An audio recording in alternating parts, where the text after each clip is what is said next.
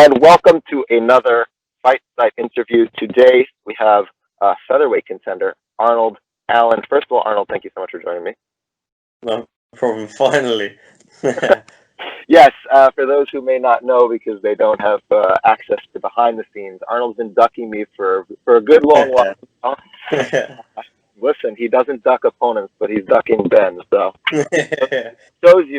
shows you the presence that I have. But no, first of all, thank you, Zach, for Zach Makovsky for helping to put this together. Finally, it really is great to have you here. Hopefully, you're doing well. Hopefully, every family's doing well. All good, man. Thank you. Awesome. So let's jump into it because, frankly, I don't know how much time I have. Because my wife is probably going to text me 20 minutes in. Where the fuck are you? So.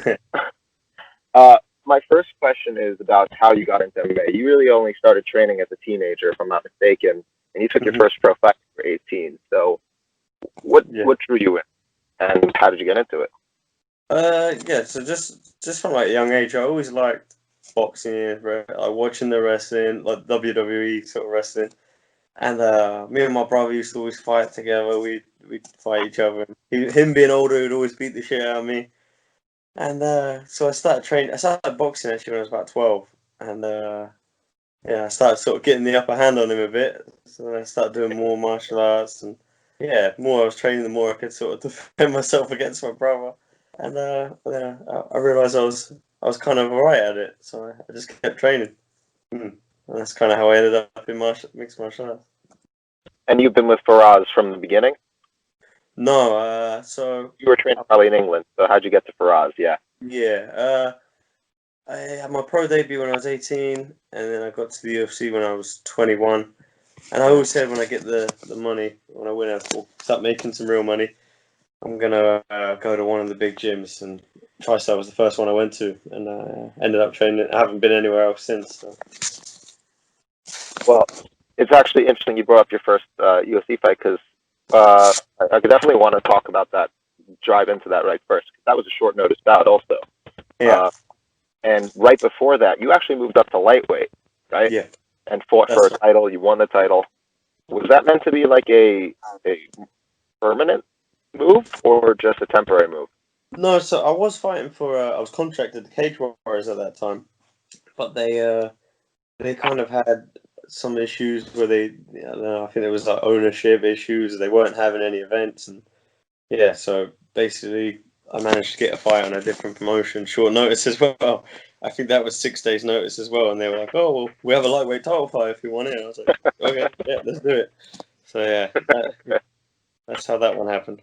And then you got your short notice call up to the UFC to fight. Yeah. How much notice did you have for that one? It wasn't a lot of time, right? 6 days as well. Yeah, 6 days. Noticing a pattern here. Yeah, it was pretty tight. I remember because they said we got the contract through and everything, and they said, "Look, you have to be on this flight Tuesday or the flight's off." I was like, "Okay." I had to get all my medicals, eye test, the brain scan, all that. So I actually went from the optometrist, and I couldn't see anything because they dilate your pupils. So I'm walking around the airport, like trying to find my gate and all this. I'm on my own because my team had to meet me later, and it was a rough one. It's a rough one for sure. Yeah. And your opponent was a lot more experienced than you too at the time. You came in like what 9 or 10 fights or something like that. Yeah, I was 9-1. So, you were 9-1. He was 18-3. So by the way, after your fight, he's on a 5-fight win streak. Actually, yeah, I know it. He's doing quite well outside the UFC too. So it's not like and like you could see, like that was probably among your hardest fights. I would say. For sure. So, and there's definitely you came in at 21, right? So you've only been training at that point for 3 years. And what I want to talk about is like that fight specifically because when we get to your later fights, we could see the development in your style and the things that you picked up. And from that point, you started training with TriStar after that fight. Yeah, exactly. I think that fight was June, and then I went out in August. What made you go to TriStar specifically? So I kind of knew there was a couple of people there that I knew a little bit from the sort of scene around the UK. it was Tom Breeze was there and Joe Duffy was there. So I was like, oh, well, I kind of know these guys there, so I might as well sort of go over there and see what it's about. And then I didn't know anyone at like ATT or all these other teams, you know. So I just thought, oh, maybe I'll try this one first. Worked out. Yeah, it's working out so far. I don't feel like I'm gonna go anywhere else. So That's good. So the actual fight itself, and a couple of things that I definitely noticed that are kind of stuck with your style, and some things that kind of like you faded out. And one of the things was, you were definitely, when you were going for a lot of your straight strikes, you were throwing yourself out of position a little bit. yeah, And now that's definitely something that you're definitely much less likely to do. yeah, Uh, there were some things that are still staples in your style and you still utilize a lot. You really, really made a point of making sure that you were getting the outside angle on him. So your foot positioning battles were really, really, it seemed like they were really, really at the forefront of your mind. Never let him get the outside positioning. yeah. And your lean back counters as well. So what made you, in that early game, like what was the development of your style? How did you get those pieces together from your old gym? And when you got to TriStar, how did they take what was developed already and what did they do with you with those tools already? Yeah. And how did they give you new tools? So I think from fighting on the domestic scene, sort of, I was getting away with doing these little things like you were saying, overreaching a little bit, like flying my feet and sort of throwing and almost throwing myself off balance and getting away with it because I wasn't sort of competing against the level of guys to make me pay. Or even in the gym, I didn't have the same sort of people to push me and sort of punish me for making those mistakes. And, 7 of my UFC fights, 7 out of 7, everyone has sort of wanted to wrestle with me, and I've had to make adjustments, Mm-hmm. and that's maybe made me more of a boring striker, sort of pick and move sort of guy. But I've won them all, so I'm happy with that. I'm not sure I'd agree with the idea of you being more boring, though. Yeah, I personally don't agree with that assertion. So we'll definitely talk about that. But I actually would like to kind of separate your UFC career too. Like the first yeah, three fights, though the Omer fight, the Meza fight, and the Mads fight, because I think after the Mads fights, where we really saw you start to really make a lot of improvements and yeah, take some of the things that you were struggling with, I guess, and really change it. Um, so something that also I noticed you still use a lot. You use that check right hook all the yeah. time. Whenever people come in, that seemed to be really like acquired in the Mesa fight. So that's something you picked up from TriStar once you moved there. No, it was something I've always done in the gym. I just think I started just getting more comfortable. You know, like the more experience you get, the more you sort Mm-hmm. of start using the tools you do in sparring, and then the more you Right. spar with like high level guys, and you're like, oh, it works with these guys, so I'm like, oh, it must work on this level too. So yeah, just the confidence I think is more than anything.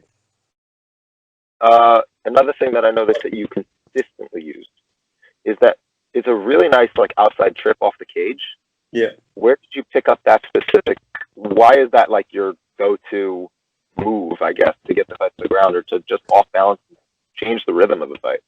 Yeah, I just really like it. It's like one of them things I feel you really don't have to commit yourself to it, and Right.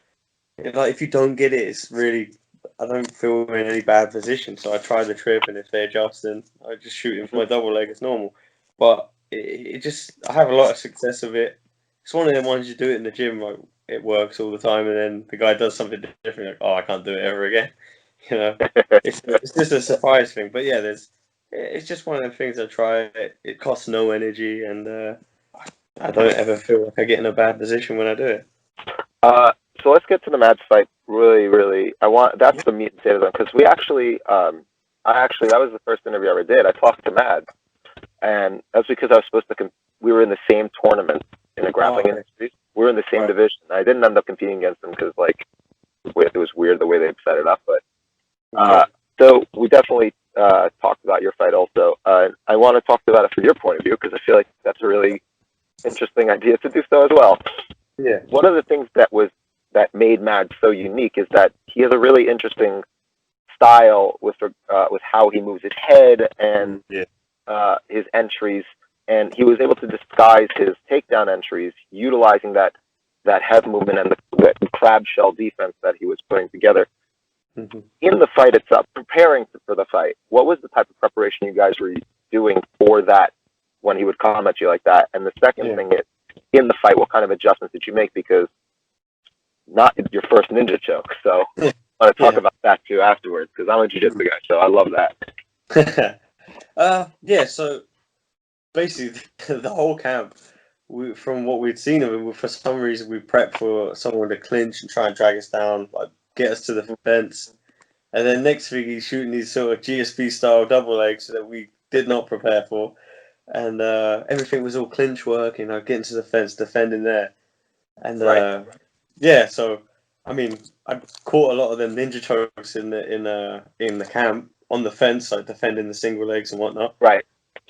So I thought maybe that helped on that, but yeah, it definitely did not help my double leg defense. It was all cage defense, or, from the clinch or my back on the fence. Right. So yeah, out in the open, I was like, oh, this guy's pretty explosive. And he utilized that that head movement. Was that part of the reason why it was so hard to time the double leg? Because when you were throwing the punches, it was kind of hard to tell if he would come back up with strikes or shoot. Yeah, he disguised it pretty well. He was good. He mastered double leg with his movement, and yeah, that worked great for him. And one of the things like we worked on, he's very good. All his head and arm chokes, all his chokes are head and arms, and usually takes people down, and they try and sort of like explode to their feet and sort of rush up. And I thought, okay, well, he's got me down here, so I'm not going to rush up and offer my neck up. So I just sort of try to play guard, keep safe. And one of the things obviously it was a terrible performance on my part, but one of the things is he's a high level black belt, and he didn't have one sub attempt or really any ground and pound of note. Just sort of neutralized my guard and yeah, and kind of obviously other than getting taken down about 50 times, tried to pick something to be happy about with the performance. But yeah. Well, it's the reason why I specifically wanted to separate the discussion of your careers, because after the fight there was an immediate you're like, for example, if you watch the Rinaldi fight, your takedown defense was perfect, right? You were pivoting out. But what was impressive is that you weren't just trying to defend the double leg by digging for underhooks and then bringing them back up. You were also using your footwork, which is you're pivoting away, so the shot wasn't even head on. Yeah. The improvement of your takedown defense from that fight to the next fight. I mean, I would say Mads is probably a better wrestler than Rinaldi, but like also it's the actual skills you were displaying. When you did the fight, what did you work on specifically, and how did you guys improve so fast? How did you improve so fast on the takedown? I'll be honest, I don't think I really changed too much up. Obviously more like mentally, because I was pissed off about the last one. I was like, oh, I have to I don't want to do that again. But yeah, I just literally put it down to sort of a shitty performance. Really, just didn't show up, and he did good. I did bad on the night, and then obviously I won.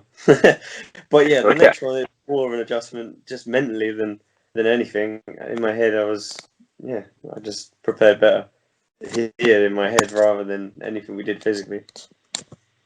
I gotcha. So with regard to the Rinaldi fight also, and this is where I'm going to get more into like your general style as well, but I want to definitely talk about the individual fights. We saw, again, you were constantly looking for the outside foot positioning to open up your rear straight. And one thing, this is something that I've noticed throughout your career, and this is kind of one of the fights where it really showed, because Rinaldi's bigger than you. I think he's a couple inches taller, he had a couple inches of reach on you, but you were the longer fighter. And what I mean by that is, your style is a very long style, but you're probably pretty average in terms of just size for the division. Yeah, that's what I think.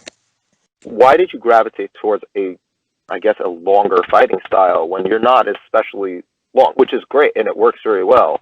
My question is, how did you gravitate towards a style like that when oftentimes you're at size disadvantage? Yeah. I think that's like a big sort of misconception, isn't it, with MMA? Like a lot of guys, they don't really know how to play the range game great, because all the strikers are sort of, all the guys get knockouts. They just sort of throw big bombs and get knockouts, which is obviously that's effective striking. It works. It's great to watch.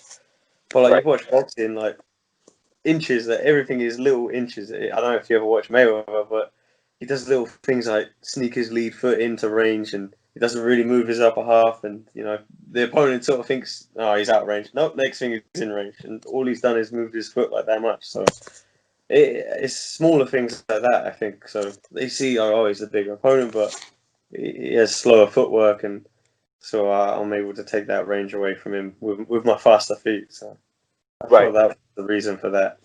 He was quite planted on his feet. He didn't really bounce well. By the time he sort of stepped forward, it was easy to sort of bounce in, bounce out, sort of thing. And I'm going to skip ahead to this question because you brought up boxing and when you watch boxing. The first Yeah. this is from one of the staff members. His name is Tommy Elliott. He wanted to know how much time you spend studying specifically southpaw boxers, and because he said that most of your style is kind of mixed stance stuff, is how he Mm-hmm. wrote it. I wrote it exactly as he wrote it, and then he asked me to ask if you watch and like Pernell Whitaker. Yeah, I do watch, and I do like Pernell Whitaker. He's fun to watch. But to be honest, my favorite boxer and the guy I watch the most is Manny Pacquiao. Like I love to watch Manny Pacquiao's footwork and his boxing stuff as a southpaw.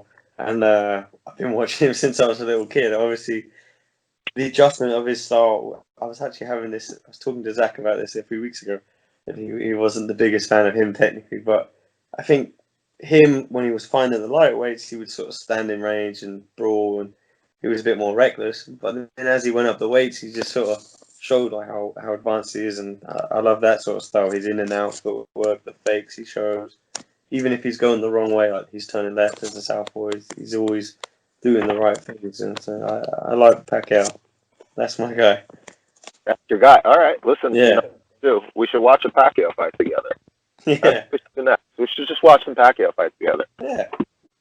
So with your improvements coming in, and now I'm going to bring that back to him. By the way, I'm going to tell him he actually watches Pacquiao, but he might be specifically thinking of certain things Pernell does that maybe that you could take from it. I'm not sure Mm. because one of the things that to bring it back to Mads real quick, he actually mentioned that he specifically goes and watches old school boxing to try and Yeah, pull things to current.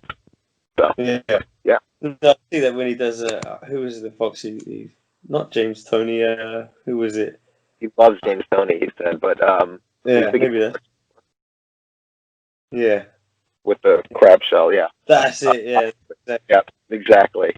He Yeah, said he loves that stuff. He'll go on like a binge, watch like this one boxer for a month, and then move to another one who beat him. So he does. that's cool.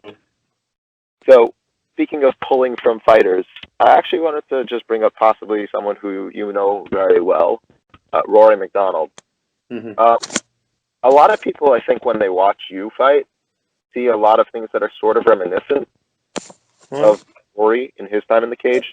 yeah. Do you is that something that like that you train a lot with Rory and you try to mimic him in some ways, or do some of the things that you see he does works? I'm curious about that. No, not yet. I've always been sort of a big fan of Rory. I've watched him a lot, and I like his style and all that. But no, not really. I never really. I wouldn't have said I've watched and sort of tried to take things from his game. The main thing I've asked him advice on is like his top control and ground and pound stuff. Because I feel like Oh, he's yeah, like he's shown me a few bits he does there, but obviously I haven't really shown any of that. So yeah, right. but yeah, Well, like no, go that's ahead. the main thing I've asked him is just he's giving tips on that sort of stuff, and I feel like that's part of his game that's really sort of not unrecognized, but yeah, people don't talk about it enough. That I agree with. His top Mm. control and ground pound are fantastic. Yeah, I maybe should actually do something on that. But what I do want to talk about is your high guard, right. and that's part of the reason why I think people maybe like see that similarity. Also, is that two reasons. One, I would say one, you both kind of do this thing where you'll go heavy on the front leg, Yeah, and like you said, you'll move your foot into range, and you'll keep your head leaning forward. So either yeah. A, it looks in range when you're not in range, or B, they're not realizing that you changed the range. And Hmm. also that high guard, where you have that really high elbow. Yeah. And I really like how you use that because when the person crashes in towards you, you already have a built-in frame. Yeah, Kind of, shielded. exactly. So you're shielding yourself from strikes, but also you have a great frame set up to immediately break away from the clinch, right? Yeah. Mm-hmm. And the second thing is that, it seems like people just don't know how to get around it for the most part. So Yeah. how did you get to that as your primary high guard? Is my first question. That's something that you really specifically pulled from. Is that something you worked a lot with Faraz, or how did you get that? Yeah, for us likes it, we do drill it, but like, I feel like it's something. Yeah, it just sort of felt like it come naturally, but maybe I think actually now I think about it, it's yeah, Faraz has been teaching us that we have been doing a lot of mixing up guards and playing different things, and yeah, now I really think about it, it is definitely that. Like has been working those sort of guards of us, the long guard, high guards, and coming off with the elbows and things like that, turning with like that, the same way Rory does. Yeah, there's definitely that's definitely him. Yeah, Uh, One thing that I think does differentiate you is you definitely focus more on the hands, right? And yeah, Rory definitely uses a lot more kicks. And yeah. what's something that I love seeing is body punching. Hmm. And this is kind of where I have a question that as it relates to your uh, Rinaldi fight through the Melendez fight, Yeah, and then the Nick Lentz fight. Uh, there was kind of like this period where you were really attacking the body heavily with punches, anywhere from like 25 to like a third of your like a quarter to a third of your strikes were really yeah. just heavily on the body. But for some reason, the Nick Lentz fight, you were like almost all head hunting. Hmm. What was the reason for that change for that specific fight? Was it just something in cage, or No, it was literally it was just because he kept switching stance, and because he kept switching stance, I couldn't really get my sort of distance right on the body shot. So I was like, if he was one stance, I'm comfortable doing it. But he kept stepping through and being he has quite like a an awkward style, doesn't he? So I was very obviously we was preparing for Emmett for that one, but yeah, and then he right? was like completely had to Very. like revert the game plan and go back to something different. So yeah, exactly. So I was thinking, yeah, it kind of just. I wanted to sort of throw straight lefts to the body and stuff, but then he would switch southpaw and it would kind of make the angle a little bit too close. And yeah, so I think it was just the stance switches, really. But whenever he went southpaw, you really started letting go with the jab, because Yeah. when you're when you're in an open stance matchup, a lot of times you still use your jab, which is Mm. good, because like a lot of people just forget that the jab still works from the open Yeah. stance. But Mm. when he went close stance, you really let him. You were popping him with that jab, Yeah. and was that an adjustment in fight as well? Like you're just like, oh, it's the close stance, I can go with it.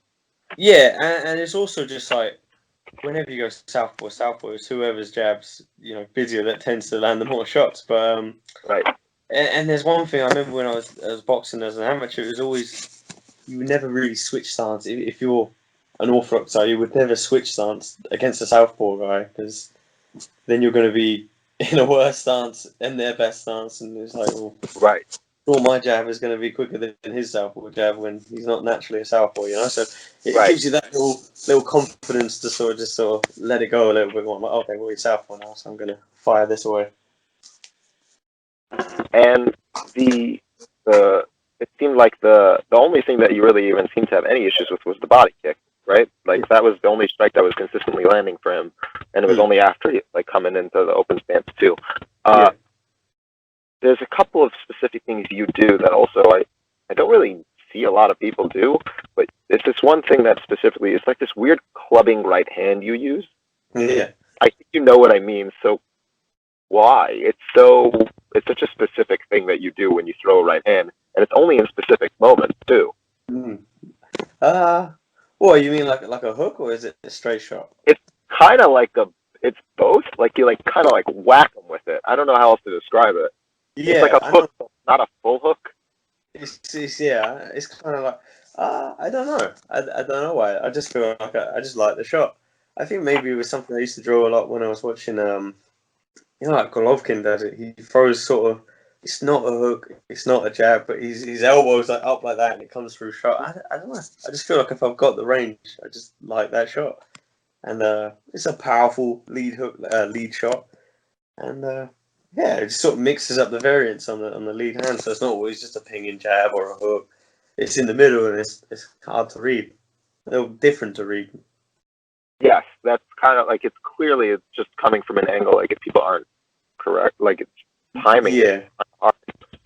Um, uh, the one thing that I also noticed is that you kind of uh, it was the Rinaldi fight, and then the Melendez fight, and also again, I'm guessing it has to do with the stance switching, but you were kind of pivoting less and more circling more and trying to get out. Was it just due to the stance stitches and just trying a little awkward for you?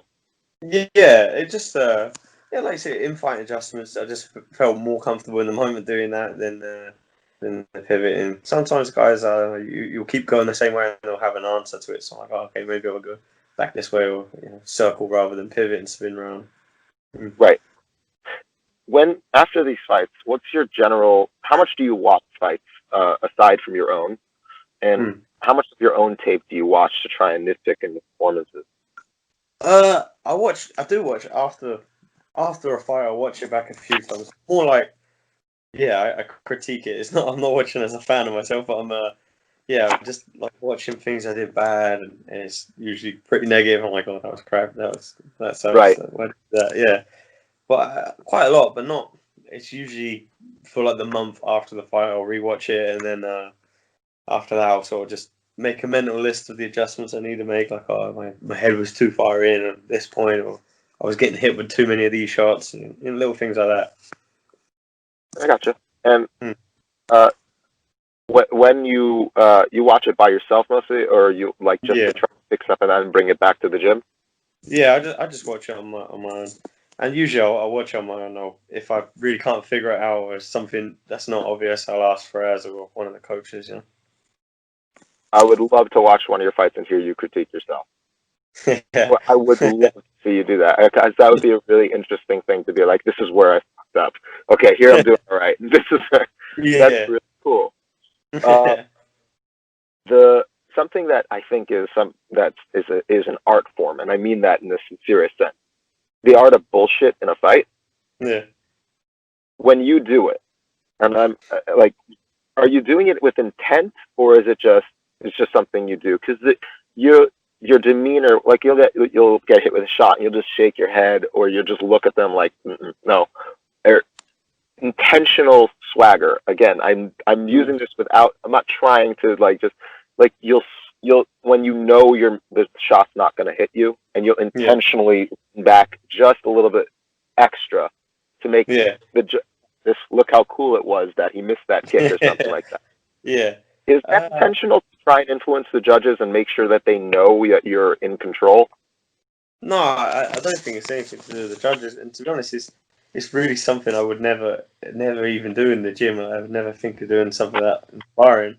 But I just think it's like all part of the mental aspect. It's like the guy throws a punch and he keeps missing, and every time he misses, he knows like I know you're missing, you ain't gonna hit me, sort of thing. It's just little mind games like that, I think. But it's just one of the things that happens, and I don't even think about it. It just happens. Yeah, I know what you mean. I see it though. Like I don't know, a guy will throw a head kick, and he's just like, what are you doing? And then yeah, Uh, but again, I would never dream of doing that like in the gym. It's just so it must just be a little fight thing, like a little mind game thing. Mm. yeah, I was definitely thinking of like it's the thing Ben Henderson would do with his hair. Every time Yeah, he'd make sure to fix his hair. you do Like, let me that. make sure it's fine. This is just it's all good. Yeah, yeah. Um, so kind of going back to, I want to talk about your jiu-jitsu game too. And like you said, Mm. you haven't really, focused too much on grappling. Uh, Mhm.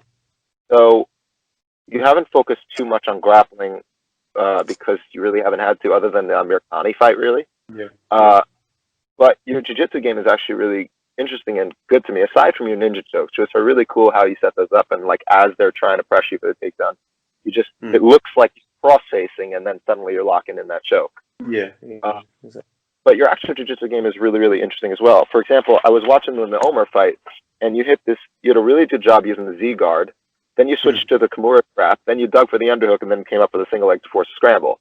It Yeah. was great, really good transitional work. And how much of that, like, talk to me about your philosophy towards the ground game in general and towards jiu-jitsu and how it applies in the current context of MMA. Yeah. So I haven't really shown much of it. Like I said, only like the one fight or yeah, so little glimpses here. But I feel the people I fought, like I said before, they've been kind of predominantly wrestlers, and I felt the easier route would probably be to try and sort of pick and move around them rather than getting involved in that. But yeah, like it's definitely. I think I do love the jiu-jitsu, so I really enjoy it. But I think my problem was I would get too excited in positions. I like you're seeing the Miyakani thing, like there was a point where there was a scramble and like he tried to come off my leg and I just went for like a 10-finger guillotine. There was nothing there. I was just like, oh, this could be fun. Maybe that'll work. And then next thing I'm on my back again, like, oh. So Worked out well.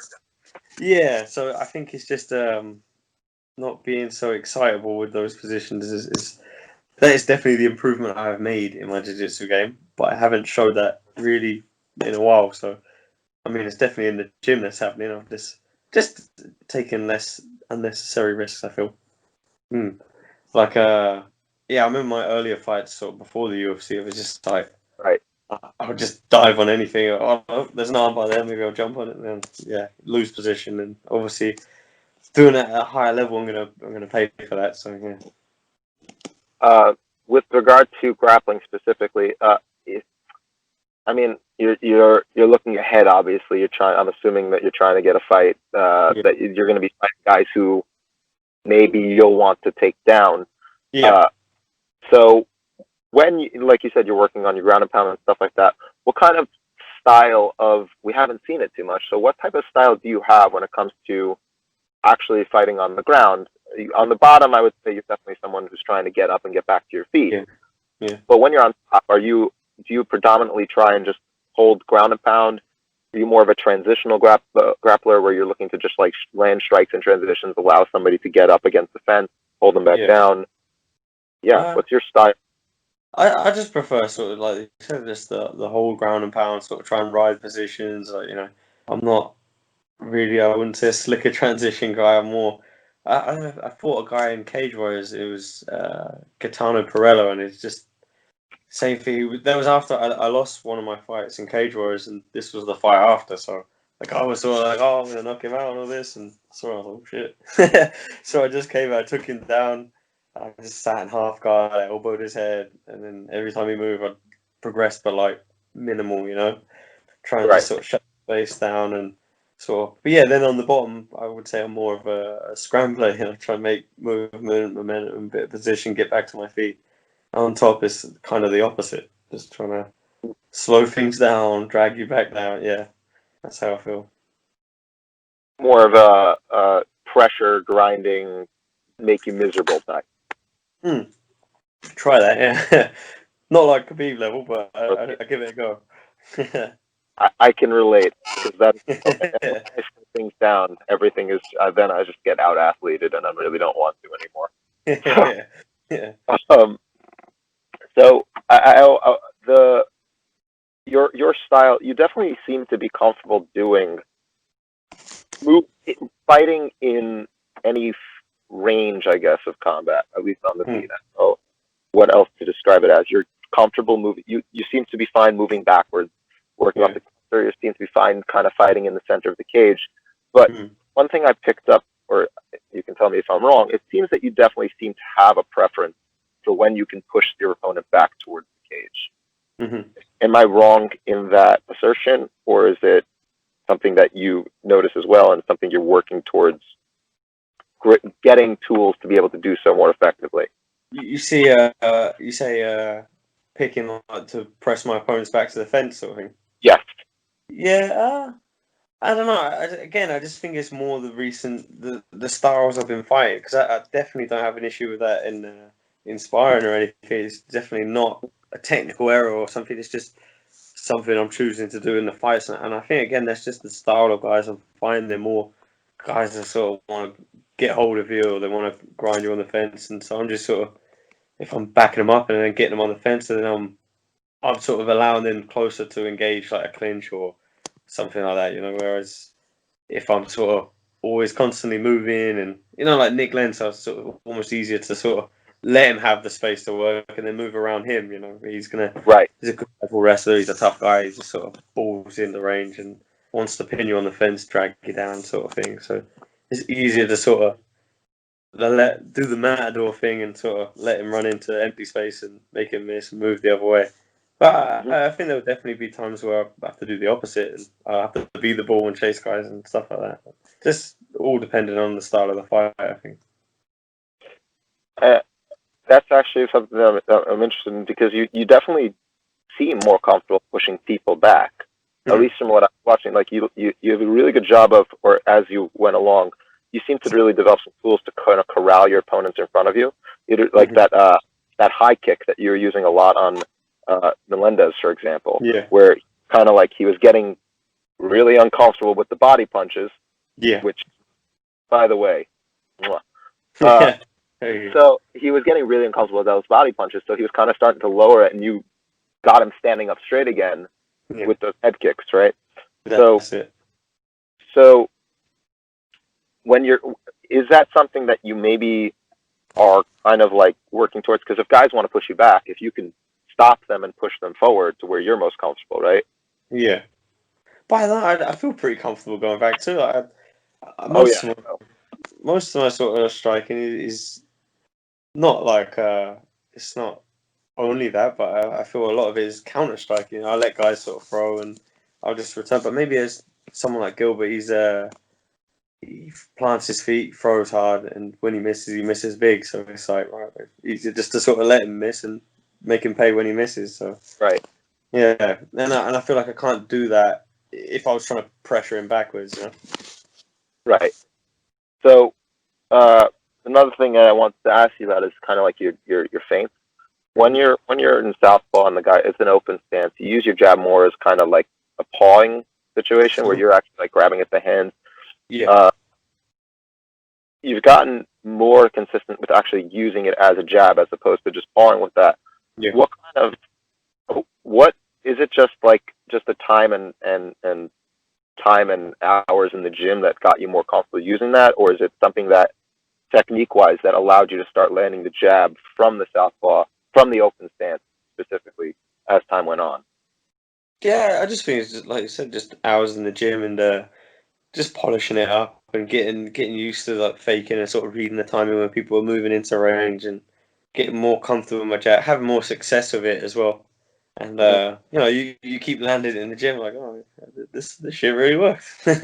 Sort of doing more and more, but also I think with the addition, like bringing in more kicks to my game as well, like with the Gilbert fight, kind of it opens everything else up. You start kicking the arms, Right. and it's like right, the arms are tight now, so it's pretty easy to throw the shots down the middle when he's all waiting for the kicks around the edges, around the sides. Uh, I want to pivot towards your head movement, Hmm. because your style, again, it is eerily reminiscent, I guess, of Rory. It's not a bad Yeah, thing because he's kind of pretty high level. Uh, yeah, so absolutely. so it's kind of like like I said, you kind of like lean forward over your front foot so that you can kind of lean back and you have that extra space. Uh, but I noticed that most of your head movement kind of comes from like hips up. I don't Hmm. know if you know what I mean, where Yeah. you'll flip directly, you'll flip the punches, or you'll lean back. Is there a Mm. specific reason that you feel more comfortable doing that than kind of like bending at the knees and kind of ducking under and bobbing and weaving? Is there something Yeah. with your body type or something like that? It's just tiring. It's just tiring your legs out, isn't it? Like my defensive style mostly like if I'm in range, obviously is moving my head and slipping and whatever. But most of it is footwork, like sliding my feet in and out, and like not even having to move my head. I just slide my feet out. So if I'm in Right. range, then I'm messed up already, and I haven't got the time to bend my knees or do any of that. So I'll just you know, okay, I got this way, move my head over the hip, sort of thing.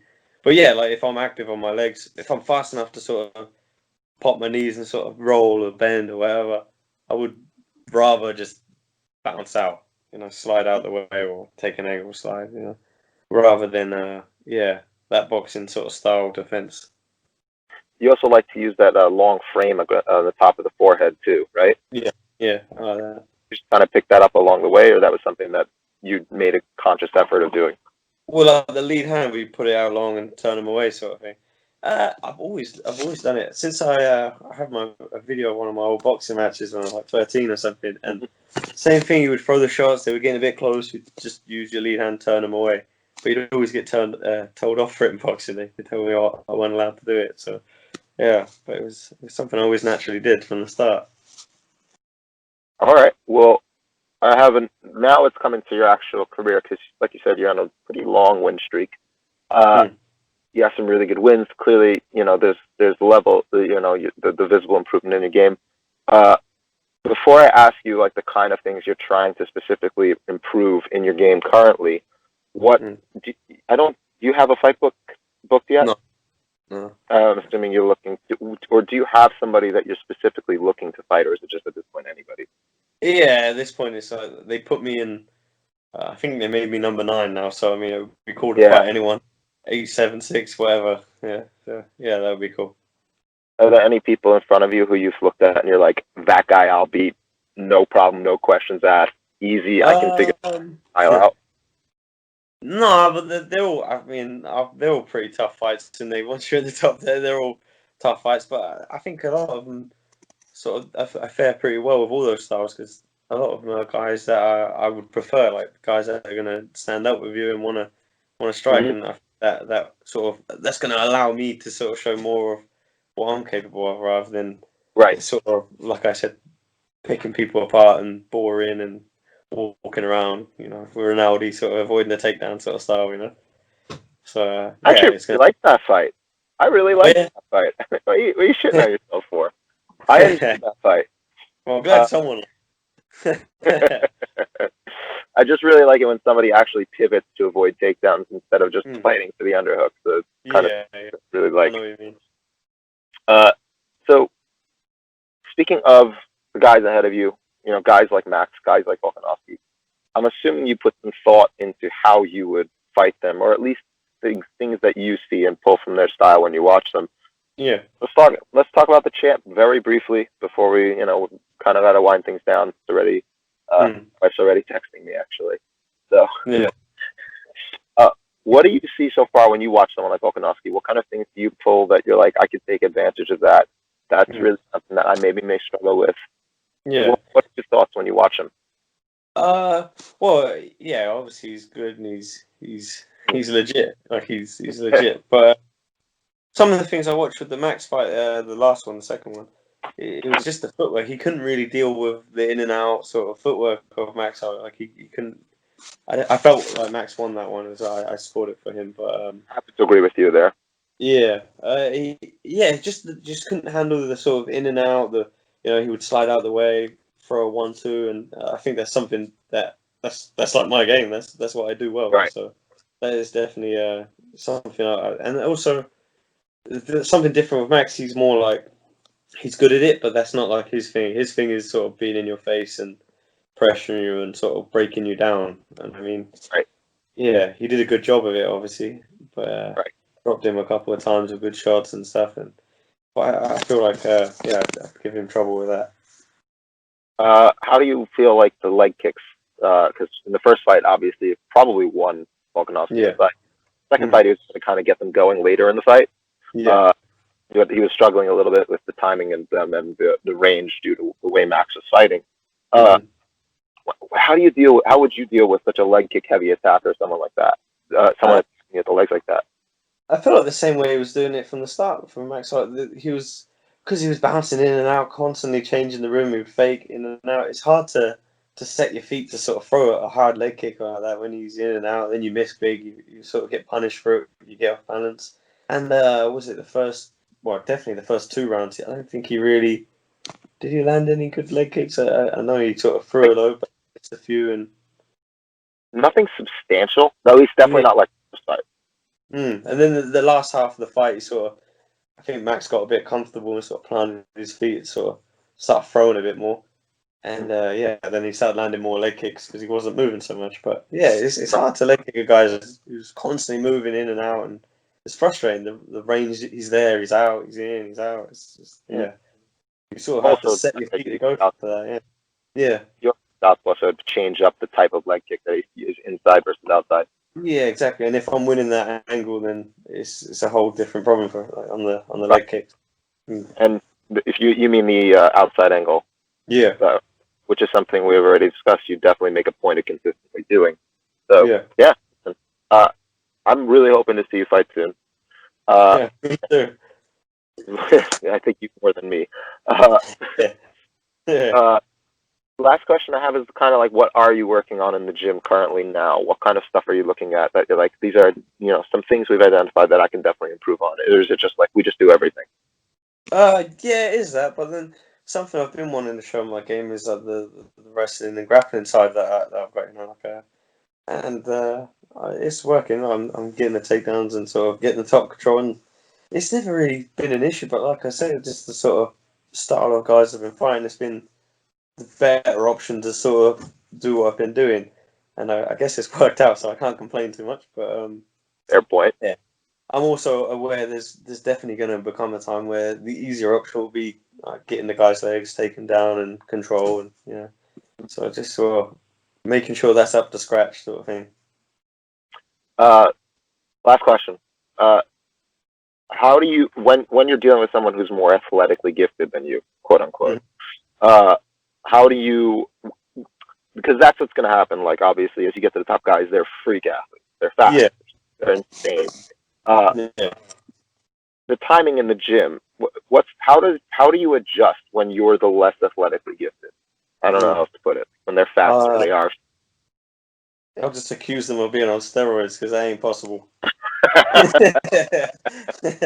No, uh, yeah, it's different because I train with some guys that are like freak athletes, and then but typically, I know obviously typically not always, but you go with the guys that are so athletically gifted, they kind of lack in other areas, like I don't know, cardio, or they're so athletic, they sort of lack the sort of skill sets in some ways because they get away with a lot of things, and I think being more technical with those guys, it definitely helps because I've trained with guys and you try to wrestle with them technically, like do yourself and mixing and throwing in your head, and you just have to keep the technical, keep technical and stay sound. I think that sort of helps me when not trying to go like strength for strength and like Right. I have to meet this guy here. So just remember the technique. I think is one of the biggest things. Hmm. Well, Arnold, I think that's it for now. But thank Cool. you for finally taking the time and I'm it was sorry your for ducking you so long. no, it's fine. Listen, I don't blame you. I asked the hard questions, and everyone's Yeah, terrified of me. I don't know what to say. yeah. Before we go, anybody that you want to shout out? Obviously, any sponsors, anything really? Please, the floor is yours. um, I guess I'll apologize to Zach. I'll apologize to Zach McCoskey for lying to him. I told him he'd come in every day. He's like, "You booked the interview yet?" I'm like, "Yeah, it's booked. It's booked. It's done." Oh yeah, we did it. I was like, "We did it last night." You'd ask me every day, "So you done it today?" I'm like, "No, no." So, and yeah, I've finally done it. And also Listen, new sponsor great to have you. Scramble. I'd like to thank the guys at Scramble for sending me some gear Right. and Awesome, hooking me up. So looking forward to working with them. awesome. Well, and where can people find you on Twitter, Facebook, Instagram? You know, Uh, it's Arnold BFA everywhere. BFA everywhere. So go Yeah, follow Arnold. Hopefully, we'll see you fighting soon. Really looking mate, forward to it. I think it won't be Uh, too long. yeah, hopefully we don't see you up at lightweight because you got because the quarantine weight gain. Foreign body. Yeah, maybe. You never know. uh, everyone, I want to just make sure before you go, make sure you go follow Arnold Allen, but also make sure that you follow the fight site on Twitter. Make sure you follow us on Facebook. Uh, subscribe to the YouTube channel. Uh, like the video, comment on it, and share the video with your friends. It really does help us. Make sure you check out the actual website. Amazing articles, amazing content from across the combat sports world: boxing, kickboxing, judo, jiu-jitsu, everything you could possibly imagine. Also, make sure you check out the Patreon. You get access to the Discord channel, exclusive content that you wouldn't get anywhere else. For example, me getting high with Curtis Blades and watching fights. That's a real thing that happened. Uh, Good time. also, you can check out the merchandise site. Great T-shirts. You could buy the shirt where it's just an image of me smashing my balls. I'll give you context for that afterwards. Uh, and also make sure you follow. You leave a 5-star review on Apple, Stitcher, and Spotify. Arnold, again, thank you so much for joining me. It was really a pleasure. Really No glad we problem. got to do this today. So, thank you. Hopefully, I won't dodge you so long next time. Yeah. I 100% think that we're on the same page now. Yeah. All right.